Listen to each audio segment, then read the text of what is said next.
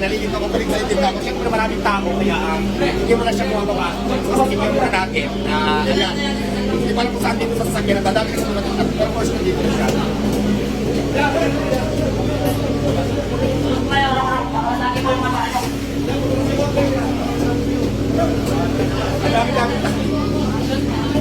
Ang dami-daming tao, nakakatuwa naman, di ba? Nakakatuwa naman sa dami ng tao. Gaano ba kasaya si Diwata ngayon? Pero sa yan ba? Kailangan mo sila. Sige, sige. Yan na lang po, sir. Pakikigay na lang po.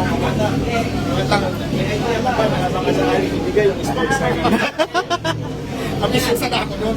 Pero one day natin, di ba? Pero hindi ko lang alam kung talaga mapasabot, di ba? Pero excited na po si Diwata na sa mga araw na ito dahil nakita ko din naman talaga yung effort at support ni Madam Rosemar. Kaya maraming salamat. Ano ba yung pasok ito?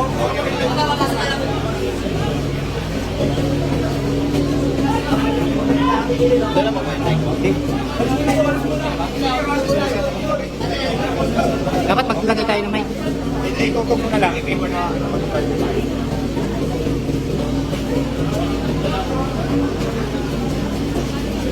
Guys!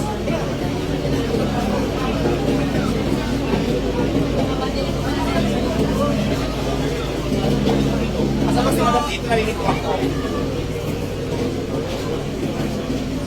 Excited naman namin sa sakyan. Hindi ko alam kung saan lalabas si Madam. Gusto ko, abangan natin yan. Idol! Nandito daw. Excited na ba kayo na lumabas Ayan, excited na ba kayo na lumabas si Madam Rosemar? Excited na kayo ako rin.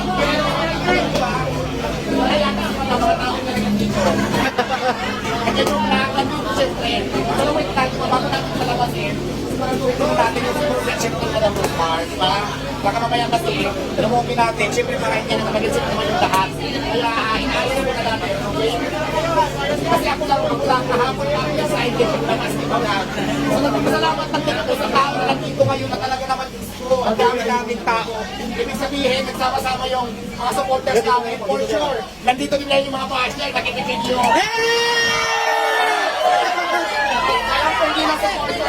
Alam ko hindi lang supporters na nandito ngayon. For sure, yung mga basher natin nandito rin. Pero masabi ko sa inyo, welcome ang lahat.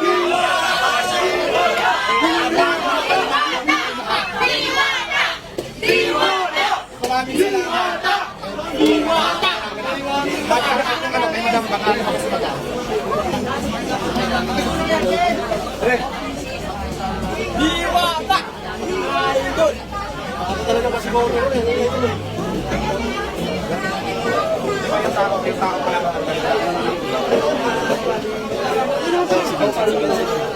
San? Basta po dapat niya, basta po, baka medyo makaano po tayo, makamuelok.